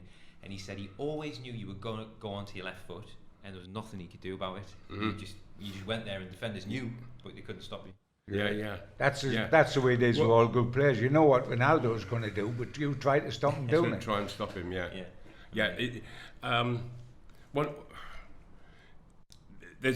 because a defender will always maintain that little fear he might just go the other way. So they can never 100% be one side or another. And so you can always use that. But if you take it wide, I was quick enough to sort of go the long way round and still get there. I never worry which way Joe Linton's going because I know it's not going to be towards goal. So I'm never fooled on that one. You broke a rule there, Gibbo. This is 71 to 76 we're covering, so we'll save Joe Linton for episode 30. Oh, no. That was just an observation between us. Yeah. I mean, listen. I was going to say... Yeah. Don't say any more, mate, because they'll be closing. But you could spend an actual hour discussing his first goal in the first half and his last goal in the second half. Yeah. Anyway, to be honest, it's been great to talk about a real striker today, Malcolm. Thank you. A real honour. Man, I appreciate both of you, Gibbo. There literally couldn't have been a better pair to discuss this era. And to listen and sit in the same room has been really special. And I speak for everyone at the Chronicle when I say thank you very much for joining us. Thanks for writing. My pleasure. You still write for the Chronicle, so it's great to have your thoughts. Yeah. We really love those articles we put online, so everyone should go and check that out. Thanks everyone for listening. If you have any NUFC history stories, observations, facts or stats, memorabilia, you name it, you can email us those, theEIBWpodcast@reachplc.com, or tweet me at Ketchel on Twitter. Please subscribe to the Everything is Black and White podcast via whichever podcast platform you use, and listen to Gibbo's Corner that he does with our colleague Andrew Musgrove regularly. Follow Chronicle Live's Newcastle United channels on social media. We're at Chronicle NUFC on Twitter, Facebook and Instagram. And if you're enjoying what we're doing with our history series, you can give us a review on iTunes. That would be fantastic. Last one from me, stay up to date with everything black and white by subscribing to our daily Newcastle United newsletters. These are free, and a link to sign up with them is on our show notes. If you hit that, scroll down to Sport, Newcastle United updates, tick the box.